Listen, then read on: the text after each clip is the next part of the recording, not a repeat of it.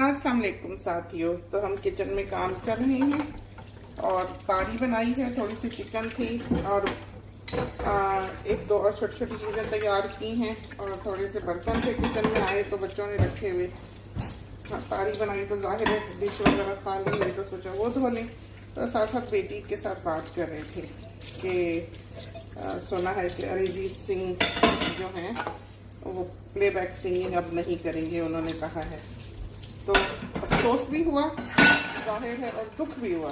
दुख इसलिए हुआ कि इतनी खूबसूरत आवाज़ और बच्चे जो हैं वो कितनी मेहनत के बाद यहाँ तक पहुँचते हैं। उनके पेरेंट्स की मेहनत होती है उसमें कि सुबह सुबह लेके जाते हैं सिखाने के लिए संगीत और आवाज़ को पॉलिश करते हैं ज़िंदगी भर। लेकिन हमें लगा कि जो लोग गुर्बत का शिकार होते हैं वो ये समझते हैं कि पैसा है, अमीरी है तो हर सुख है, पीस ऑफ केक है लाइफ। तो वो गलत सोचते हैं क्योंकि उनके पास है नहीं, तो उन्होंने ये सोच के एक दुनिया बसा ली अपनी ख्याली कि यूं होता होगा जी, पैसे हैं तो सब कुछ है। हाँ, बहुत कुछ है, लेकिन हमें लगता है कि पीस ऑफ माइंड और सुख सबसे बढ़ के है। अरिजीत सिंह ने जो ये छोड़ी प्लेबैक सिंगिंग, वो भी अपनी पीक पर, एक ऐसा बंदा जिसकी दुनिया गवाही दे कि उसके पास एक खुदा की देन है आवाज़ की उसके पास, और वो यूं कह दे कि मैंने अब नहीं गाना, प्लेबैक सिंगिंग नहीं करनी, तो समझ लें कि किस हेल के थ्रू वो बंदा जो है वो क्या होगा कि वो यहाँ पहुँचा है।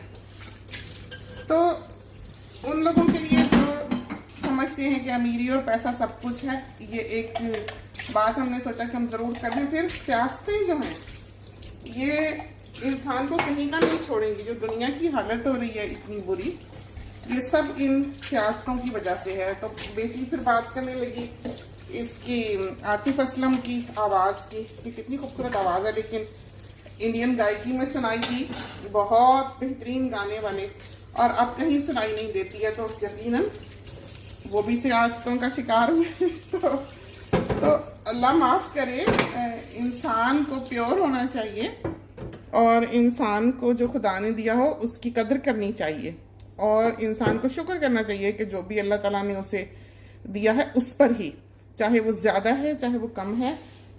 तो ये लोग जो यहाँ तक पहुँचा करते हैं ये एक हेल के थ्रू जाकर पहुँचा करते हैं, एक बहुत सख्त कंपटीशन और तकलीफ़ के बाद यहाँ पहुँचते हैं और तकलीफ़ के साथ ये